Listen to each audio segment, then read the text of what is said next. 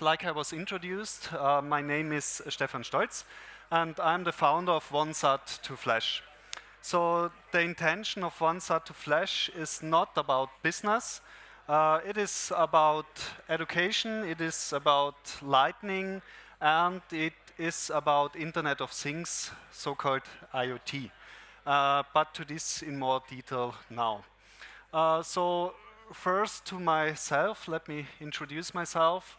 I started my journey towards Bitcoin as when I started in science as a molecular biologist, and there I also did a lot of bioinformatics with video processing and so on. And when I did this work, I worked with transgenes, with transgene silverfish, where I let their blood cells glow to investigate in cardiovascular diseases. And when I did this, it was necessary to slow down their heart rate, and this is possible because these are homoeotherm animals, so you can do this without damage them. But for this I had to design this chamber here on the right. So I look the presenter. That works, but here this is this chamber in the right. I had to design this to cool down the fishes so that their blood flows slower. And for this I needed Peltier elements which cool down a metal plate so that the fish is then cooled. And this all had to be controlled by microcontrollers. And so I started to work in this work with microcontrollers and was very fascinated by this work, and I liked it. And after my time in bioinformatics, I started as a teacher for programming, networking, operating systems in an economic school for business informatics. It's a special school form in Austria where I teach this. And about the same time, I heard from Bitcoin, and I wanted to understand this thing deeper. And because I have programming skills, I started to post-program Bitcoin. So I started to program a wallet, but not to build the next coin. I programmed the wallet for educational purpose. So I'm sorry, it should play here, the video, but no matter. You see up there this game I designed so that that my students can play it and learn by this how Bitcoin works. And also I designed it this way that I can show them different parts of how Bitcoin works. So I can show them how you program, for example, the mining algorithm with this game, or peer-to-peer communication. This way I got fascinated by Bitcoin because when I saw how it works, it fascinated me. And so I started a lot of work beside my work at school for my own privately, where I started to automate our home. So, and then we come to this project, which is out there. Perhaps you saw this Tesla out there. I will come later in more detail to this, but you can control this Tesla by Lightning payments. We will talk later nearer about this. But first about Bitcoin use cases. So my project is also about Bitcoin use cases. They are searched today by a lot of people. I think on the one hand, sometimes to pump the price, on the other hand, by fascination of Bitcoin and so on.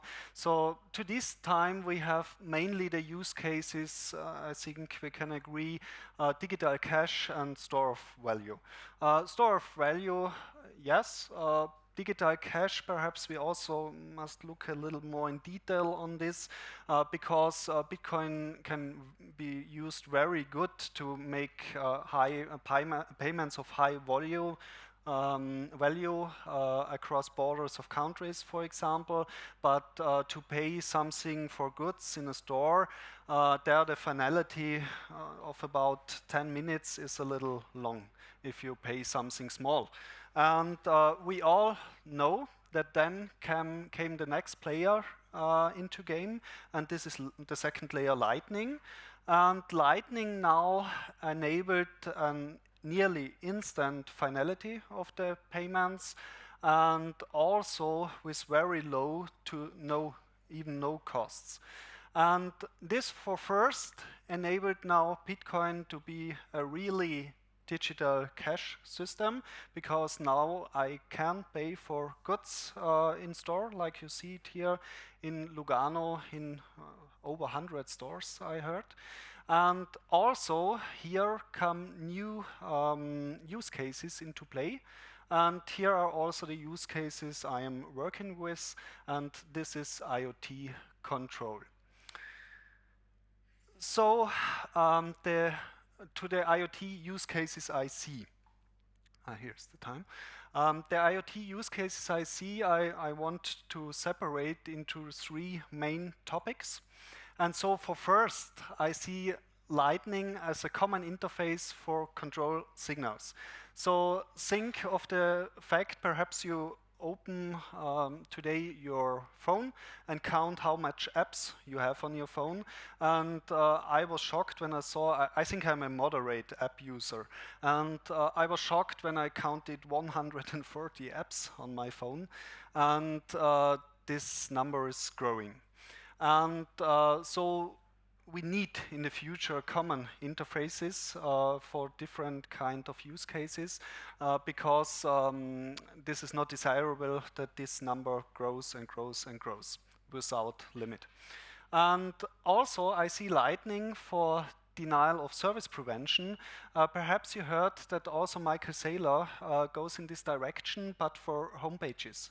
Because every time you have an interface to something which is public accessible, you have the problem that someone can abuse the service. And this you hear mostly in connection with homepages, because they should be publicly available. But also, if I control physical things like this Tesla, and anyone should have access to it, I would have the same problem as a homepage. If someone floods the service with requests, it does not work anymore. And also Lightning for payment streaming. To this on the next slide. Here you see the wind crashed this poster, but this poster should stay beside my Tesla. And here you see how it works, or it is explained on this poster. And don't be afraid to use it, because I only want to show control signals, like I said. So, for example, to flash the lights, 1 SAT is enough.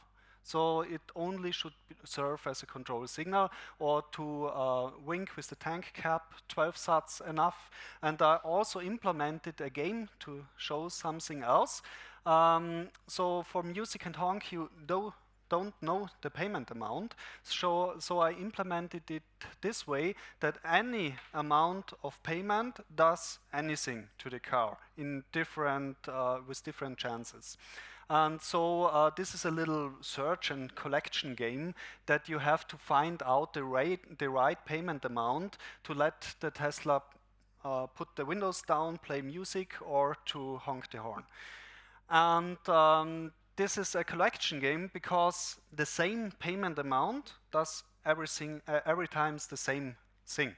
So if you know the payment amount for this function, you are the person who knows it and can tell others, or so on. Think perhaps of a collection card game or so on. This is the idea behind this. And this can also be used for different things, for example, for a donation system. So because any payment amount does anything, you can donate to this project if you find it good by using the game. So this is perhaps also a nice idea for some business use cases. And and to these 3 points again, Lightning as common interface for control signals. This is exactly the situation I told you. We have a new app for any new thing, and we don't want one more app, and this is shown by this project because you need no special app, you need no registration, you only need some Lightning wallet of your choice, and by sending to the right address the payment amount, you control my Tesla, different functions of the Tesla. And then the thing Lightning for denial of service prevention. This is also shown by this because if I would offer these functions completely free, someone could do, for example, 100,000 requests per second, and this is prevented by Lightning in two ways. For first, I said Lightning is nearly instant. Yeah, it's nearly instant, not instant. So you can execute a function within a second, but you cannot send 100,000 payments within a second. So you can make no DoS attack to the car by this. And also, you can use the monetary height of the payment. So if I don't use one SAT, but for example 1,000 SATs, this accumulates. So if you would like to DoS attack the car, one payment is not monetary relevant, but if you flute the service, or if you want to flute the service with requests, the payment amount would get too high. So by these two things, Lightning prevents by nature, you can say, DoS attack to my car.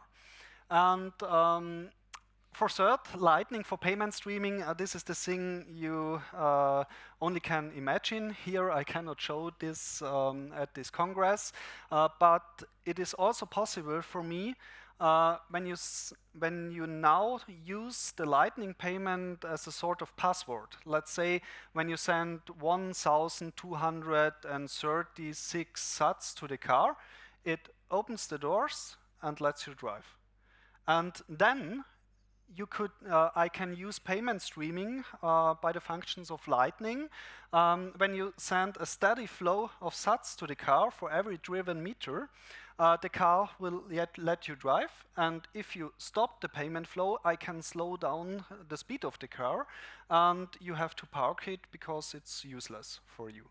And by this also, it is imaginable that we have a decentralized car sharing service somewhere in the future. It is clear that all these things for IoT control get only relevant if Lightning gets wider adoption. So think of a future, we get more and more adoption for Lightning payments, and Google Pay, Apple Pay support Lightning payments without you even know that you use Lightning for it. Then anyone can use the car without any barrier. No new app to install, no service where you have to register yourself, and so on. And yeah, how came it to this project? I first started when I was fascinated of the topic Bitcoin. I started to automate our home. So I started to switch on the lights by Lightning payment. I started to open the door by a special Lightning payment and so on. And my wife Nina said, hey, you must show people this thing. This is cool. People will like to see such things, what you can do with Bitcoin. And I said, yeah, but I cannot take the house with me to a congress or so on. And by this I came to the idea, okay, we have a Tesla, it has a lot of functions. And yeah, and it was possible to access the same interface the Tesla app uses. And by this I can control any function you can control by the app by Lightning payments. And I would say I am very happy about this project because it already orange-pilled a lot of people. So I took this to school, like I told before, I'm a teacher, and the students loved this. They honked the whole time.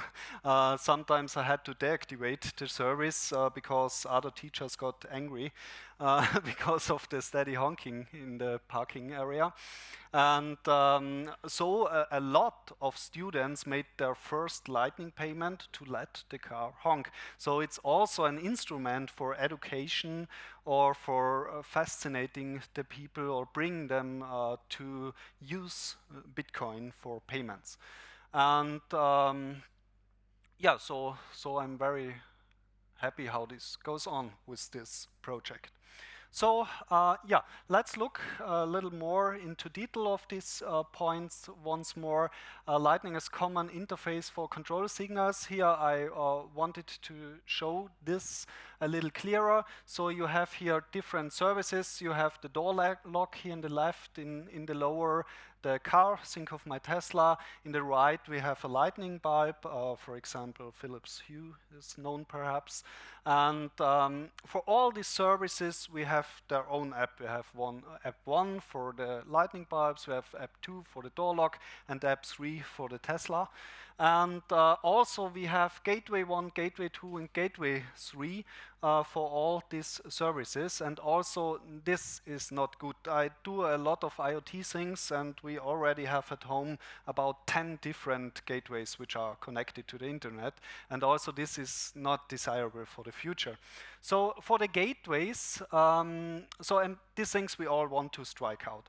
But for the gateways, Lightning cannot help, I think so.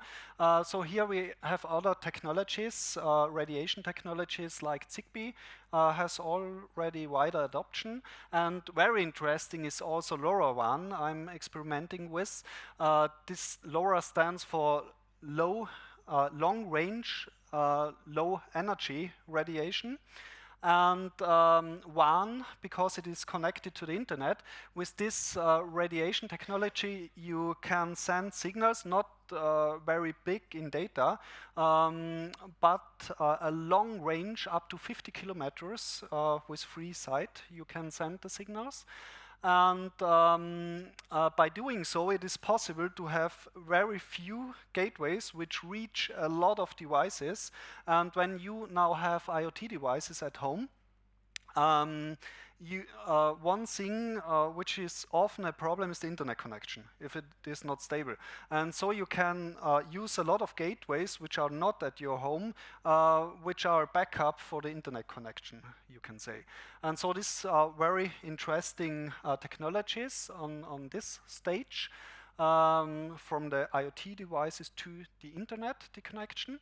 And then for the end user devices, so for the apps, I see Lightning for many use cases, not for all. If you have very special functions, this will not work. But for a lot of situations where, for example, I have to switch on or out a light or a door lock or start different car functions, Lightning can serve here as a common interface and replace many other apps. And these two technologies in combination can do good things for the future, I think.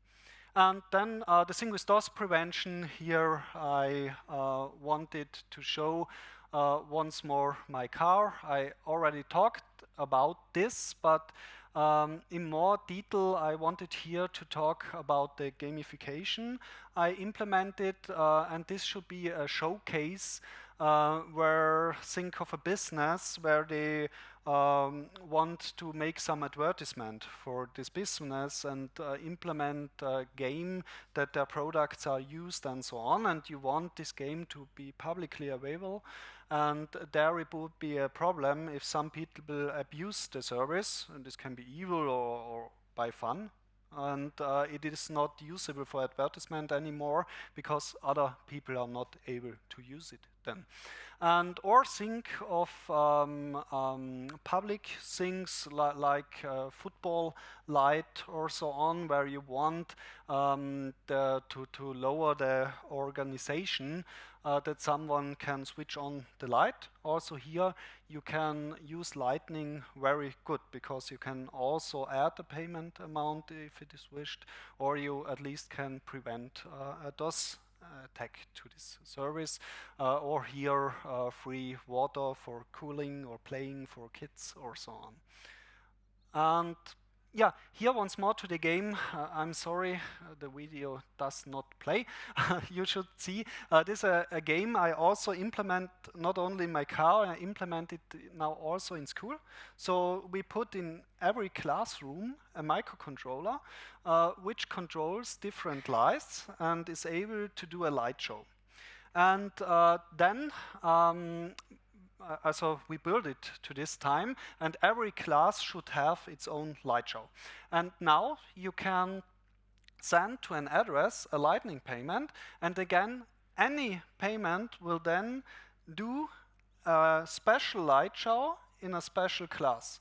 So the game or the challenge is then for the students to find when they send a payment in what class does something happen and what happens in this class. And to do so, I use a little trick that this is possible to translate the Lightning transaction to this game use case. I use something Bitcoin also uses very much. I use hash codes for this. So I hash the payment amount, and by the design of a hash code, you get with every payment amount a very different hash code, which has different data on every position.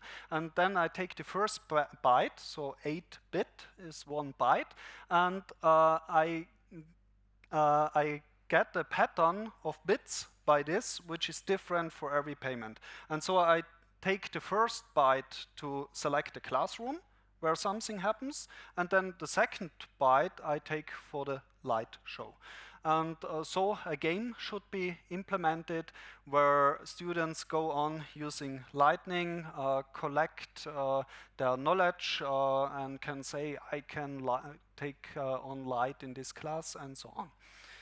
And yeah, and then the last thing, Lightning for payment streaming.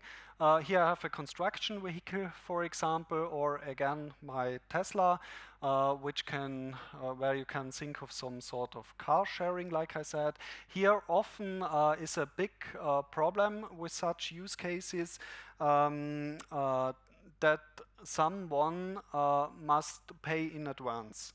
On the one hand, the customer can pay in advance, or the offerer of the service pays in advance, but anyone has to use money in front of the service. And by using payment streaming, you can pay in this moment where you use this device. And so a lot of fees can be struck out by doing so, and it is also less complicated. Yeah, these are my contact informations. If you are interested in this idea or want to talk with me about education ideas you have, or want to work on with me on the ideas, or ask me how I did something, how I implemented something, I'm happy to share this for the future of Bitcoin, for the future of education. Thank you.